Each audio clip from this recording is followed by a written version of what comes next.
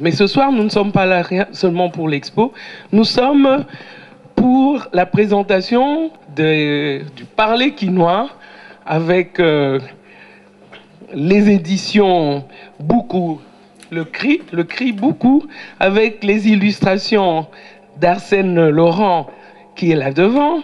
Levez-vous, jeune homme, monsieur. Voilà. Avec la pointe d'écriture de M. Mazanza, évidemment, qui est un quinois, un djilois, donc le parler quinois, il connaît.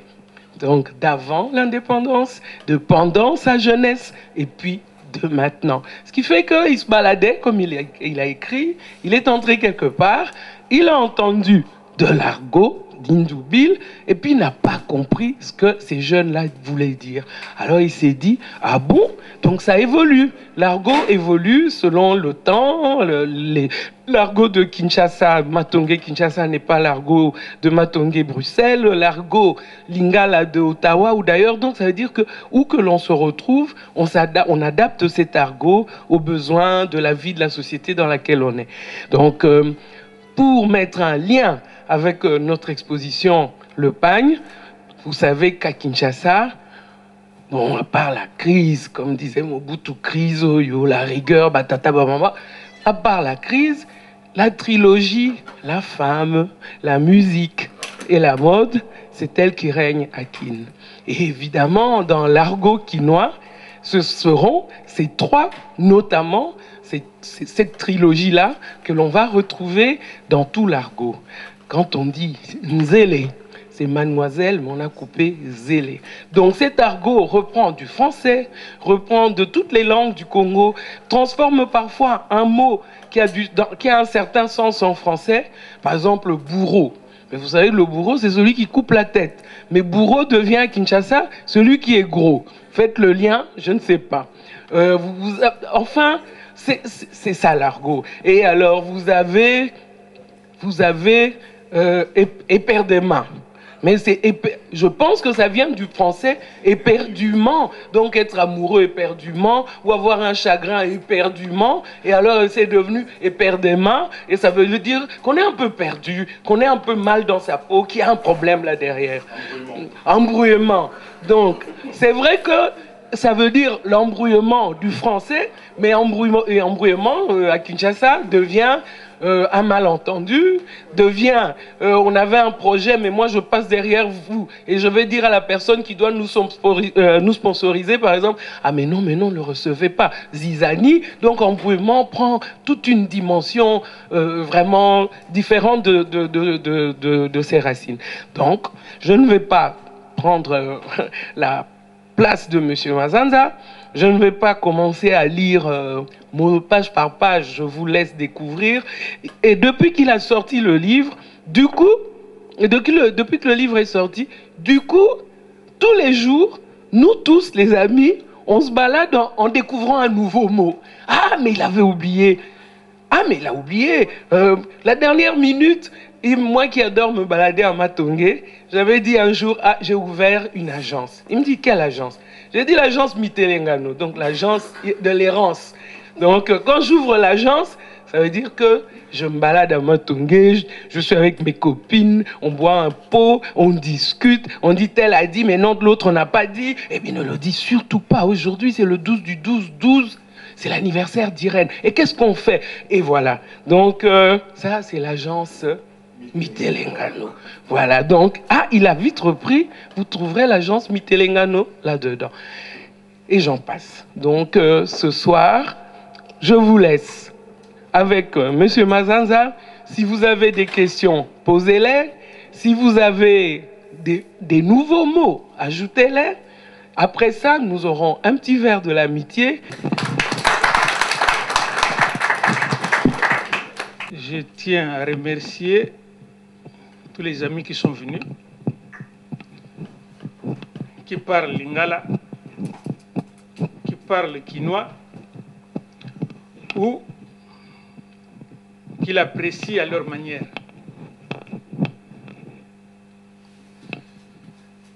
Pour la vérité historique.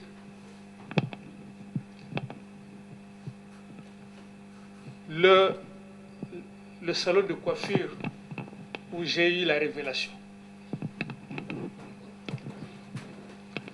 C'est, vous sortez, chaussée de Wavre, vous traversez rue du Dublin, mais pas du Dublin. C'est la rue qui va vers la maison africaine. Juste à gauche là, il n'y a plus. Il y avait un salon de coiffure. Ah. C'est là où j'étais. J'avais encore quelques cheveux, il y a 2-3 ans. Et en attendant, je vois les jeunes discuter. Je les suis distraitement, curiosité peut-être professionnelle ou quoi. Et puis à un moment, disons, je commence à patiner. C'est-à-dire, je n'arrive plus à suivre. Il ne parlait pas une langue étrangère. Il utilisait les mots communs de tous les jours. Mais je ne suivais plus. Aujourd'hui, par exemple, si un gars vous dit il y a Jean, à Kinshasa, il y a Jean, le vieux Jean, vous croyez qu'il s'agit de M. Jean? Non, c'est de la bouffe. Donc, vous voyez cette confusion-là. Je suis rentré, j'y ai pensé. 2 jours, 3 jours, 1 mois, plusieurs mois, et puis je me suis dit, oh, moi je connais aussi la langue. L'ordi existant, j'ai commencé à mettre des lignes d'oubli. Une page, 2, plusieurs pages. Puis j'oublie. 1 an, 2 ans. Et je parle avec un ami qui est à Tourcoing. Il me raconte sa mésaventure. Il était à un matanga comme ça, veillé, et 4 jeunes gens, dont une fille, parlaient entre eux et, disons, disaient du mal d'un ami absent. Ah, il est caca, peintre. Il est comme ça, il est peintre. Ce gars-là était peintre. Mon ami de Tourcoing, Joseph Rico Lunama, c'est un témoin de Jéhovah.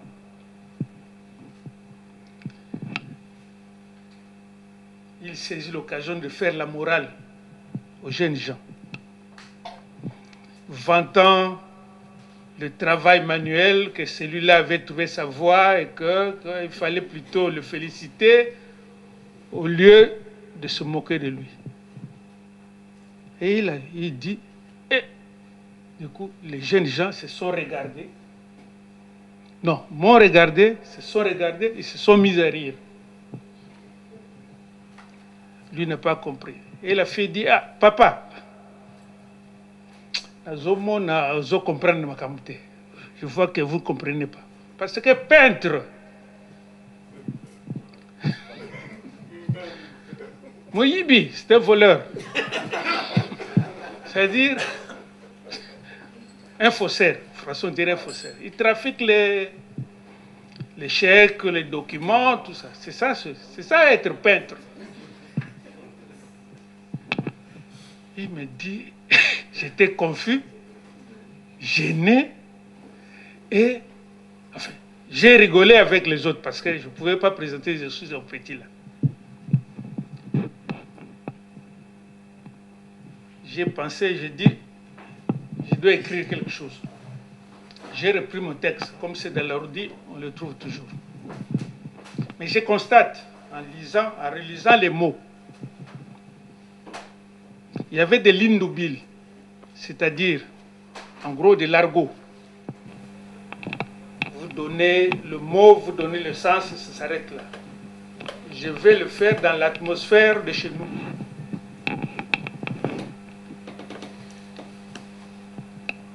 Je lui ai envoyé le premier texte.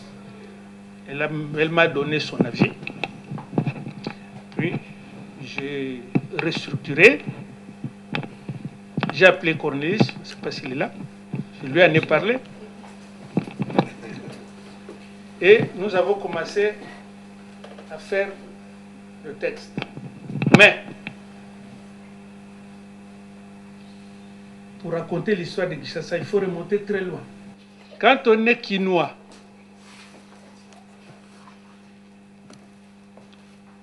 on connaît Kinshasa. On se racontait, les aînés nous racontaient. Un jour, j'ai appelé Pelé, j'ai dit, mais vieux, oui, vous voyez Kinshasa. Il me répond, vous connaissez.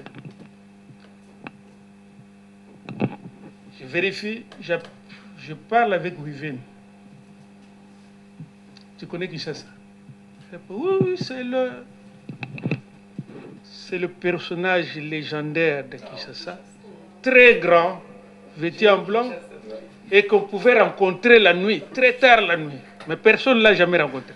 Voilà un peu comment le livre est là. Nous sommes dans le parler quinois. Quand il est sorti, il y a mon fils qui s'intéresse tellement au lingala qu'il l'a pris comme livre de chevet. Donc le mien, il me l'a pris et puis c'était devenu son livre de chevet. Alors les questions, les jeunes, d'autres jeunes le lisent et les questions viennent. Mais ils se rendent compte que beaucoup de mots, surtout ici à Bruxelles, qu'ils inventent, peuvent se retrouver aussi là-dedans. Ce qui fait que chacun maintenant, comme je vous ai dit, cogite et se dit tiens, tel mot et tout.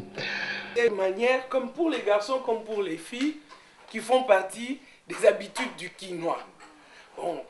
Pour le garçon, par exemple, dans les années 60, 70, quand nous on était enfants, pour montrer qu'on était habile, on relevait la chemise, on avait Modégan en l'air. Et on marchait. Modégan en l'air. Vous connaissez cette chanson, hein? Voilà. Alors, pour les femmes, donc c'est tout ce côté. D'ailleurs, les filles de Kinshasa, mes nièces, on se dispute tous les jours. Pourquoi? Elles marchent comme ça. Ben, surtout maintenant qu'elle porte tout ça, elle marche comme ça.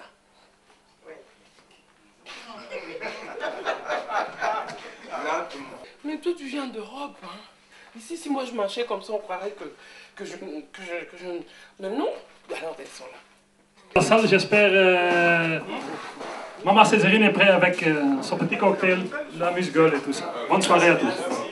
Goedenavond. Ça a été difficile de faire ces dessins? Certains, oui, ont été très difficiles. Par mail, ils m'ont dit les fautes qu'il y avait, donc j'ai pu corriger. Et c'est surtout dur parce que je ne connaissais pas les expressions. Donc il y avait beaucoup, il fallait vraiment enrichir les dessins pour qu'ils expriment bien les mots, donc les expressions données. Et c'était dur quand même. C'était fort, quoi. Tu as déjà fait ça une fois? De faire des dessins pour un livre? Pour des concours, oui, j'ai fait 2 fois, mais pour des livres, non, pas encore, non. Ça te fait quoi aujourd'hui d'avoir fait des dessins qui sont parus dans un livre qui va se vendre à la FNAC? Ça te fait quoi, toi? Ça me fait plaisir, je suis quand même fière de moi, c'est la première fois. Ça m'a appris quand même beaucoup de mots en lingala, des expressions. J'ai appris que c'était très riche comme langue et ça m'a appris beaucoup de choses, je suis quand même fière. Tu aimes bien le lingala? Oui, j'aime bien. Pourquoi toi, tu es né ici? Tu connais le Congo? J'y ai été là-bas une fois, mais je connais pas du tout. Qu'est-ce qui t'a plu là-bas? Là-bas,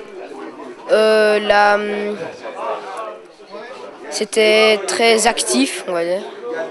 Il y a eu beaucoup de choses que j'ai découvertes, mais je m'en souviens pas tellement, parce que j'étais très petit quand même. Tu aimerais mieux être un dessinateur plus tard dans la vie?